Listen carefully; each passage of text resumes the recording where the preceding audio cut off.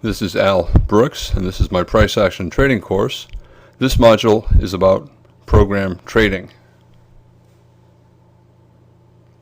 The markets are controlled by program trading, and you can only make money if you trade in the direction that program trading is trading. If the bullish programs are controlling the market's going to go up. You only make money if you're buying. If the bearish programs are in control, you have to be looking to sell.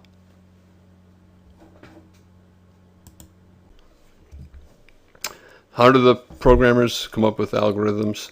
Any idea that you can imagine is something that a programmer has tested. Even when the market is in an extremely tight trading range, the volume is huge, and you have high frequency programs scalping for a tick or two. When the E-mini futures contract is in a tight trading range for an hour or two, and the top of the range to the bottom of the range is only 2 points, you have high frequency trading firms buying. Every time the market goes below the midpoint, they'll buy. It goes another tick or two, they'll buy more. At some point it gets back to the middle of the range, they exit their longs, they break even on their first entry, and they make a tick or two on their second and third entries. It goes above the midpoint, they sell. It goes a tick or two higher, they sell more. It comes back to the midpoint of the range to their original entry price. They get out around break even with a profit on their later entries. On television, if you listen to television, it sounds as if Goldman Sachs controls the market. They do not. There are, at any given time, hundreds of firms placing trades, and Goldman Sachs is just a small part of it. And the market is, in general, balanced. So there are pretty much most of the time an equal number of dollars going into longs as there are going into shorts. Bullish programs are trying to create upside breakouts, and bearish programs are adding to positions, trying to create downside breakouts. Eventually one side wins and the other side covers. So for example, if the bulls are successful in creating a very big bull breakout, the bears who were shorting in the trading range will buy back their shorts.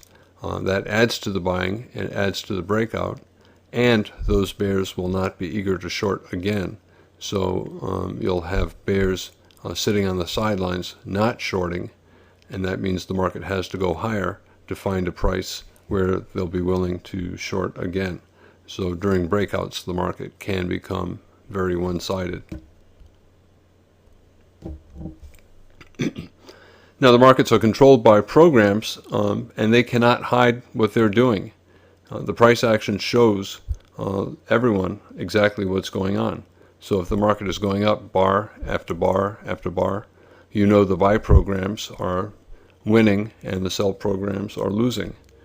And if you know that the buy programs are in control, then you have to get long or look for ways to get long.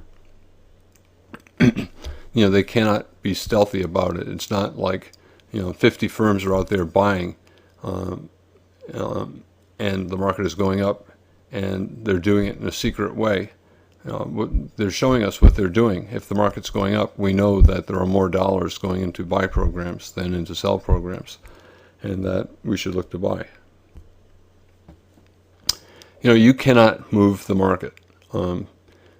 Traders always think, oh my gosh, if I buy here, it'll make the market pop up. Or if I sell here, it'll make the market pop down. Or if I'm long and I put a stop below that bar, the market's going to see my stop and it's going to come down and get my stop. That is absolutely not true. The market cannot get to any price above or below where the market currently is unless one or more institutions wants to buy or sell at that price. Remember, the market, to be at any price, there has to be a buyer and a seller. So there have to be institutions wanting to sell there. It's not you or your friends wanting to sell on a stop below the low of the current bar or above or buy above a prior swing high.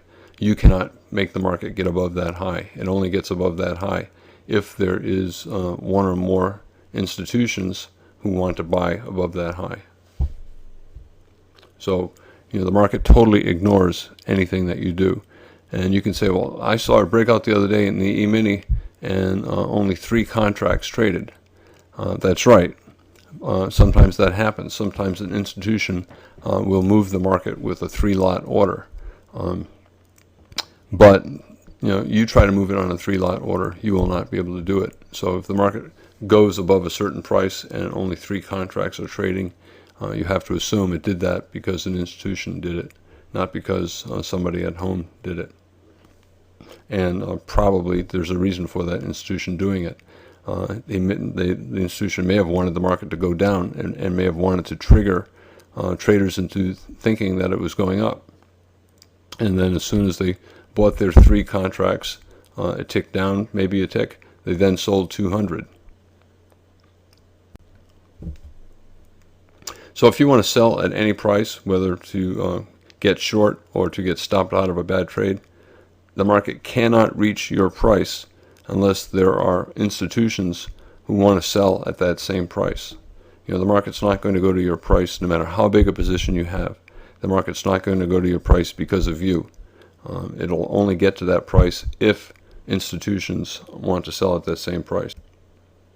High-frequency trading firms, HFTs, have received a lot of publicity lately. They were on 60 Minutes about a year ago. And all a high-frequency trading firm is a type of program trading firm. They create most of the day's volume. In some of the big markets, they can create 50%, maybe even 75% of the volume of trading. And the firms scalp for tiny profits. What's a tiny profit? Sometimes a penny, sometimes less than a penny. And they'll be trading a huge number of trades. Ultimately, they don't have any significant effect on the direction of the market. They're just looking for a penny up, a penny down, 2 pennies up, 2 pennies down, and they really don't have any significant effect on what the where the market is going. A typical firm might trade 10 to 50 million trades a day, and the trades are small. They're only 100 contracts, 100 shares in a stock, 300 shares. But if you take 50 million shares and you're trying to make 1 penny and you're right 55% of the time, you can end up having a pretty good day. Okay, they create 70% of the volume in most of the major markets. Other institutions create the 25% of the volume, and you and I, on a good day, might make up 5% of the volume. The high-frequency trading firms are really concerned about latency. Latency is the time from when a trade takes place to the time that they see the trade on their computer. And they rent very expensive space very close to the exchanges, and they have very fast computers to try to knock off milliseconds in the latency. They often hold their trades for fractions of a second, sometimes to hours, but for the most part for a very short period of time, and they're looking for a very small profit. I will talk about extreme scalping in one of the later modules, and that is a manual version of high-frequency trading. So, for example, the E-mini has 81 bars during the trading day, and on a typical day there are about 40 possible scalps. So if you're a scalper looking for all of those 1-point scalps during the day, you are basically a high-frequency trader, but instead of doing it using computers, you're doing it manually. Going back to what I was saying, that institutions make up 95% of the trading. They're not out to get your money. You don't have enough money to interest them. Remember, 95% of the dollars out there are from institutions. That 95% is not looking at the 5% as their source of income. Each one of the firms in that 95% are looking at the other firms in that 95% as the source of their income. So none of the firms cares about us. Goldman Sachs is not trying to take money from you. They're trying to take money from Citibank, from J.P. Morgan, from Credit Suisse, from Morgan Stanley, from all of the hedge funds. That's where all the money is, and that's where they're trying to get their money. So although a lot of times when you're starting out, it feels like they're trying to screw the little guy, they don't care that you exist. You don't have enough money. All the little guys put together do not have enough money to interest the institutions.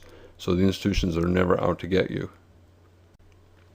High frequency trading firms, how much profit potential do they have?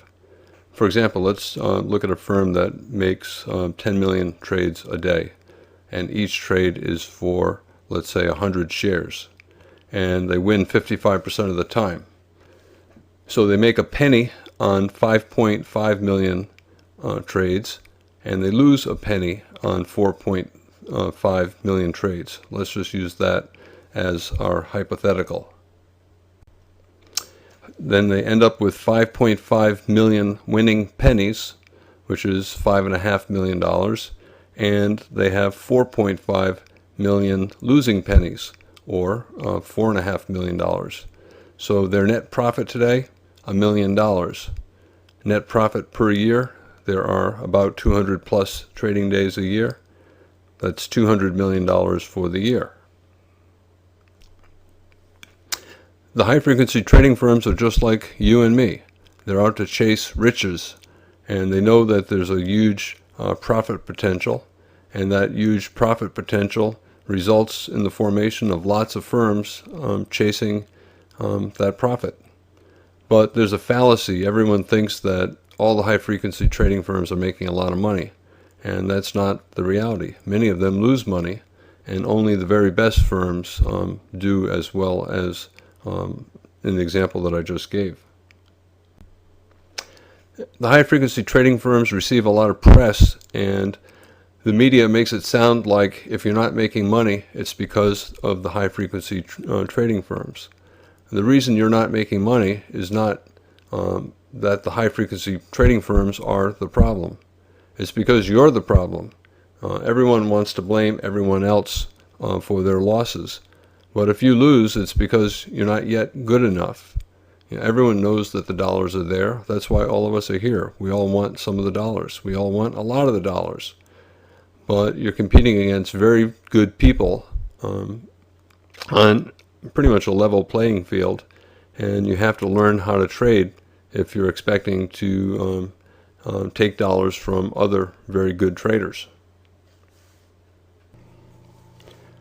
This is the end of the module on program trading.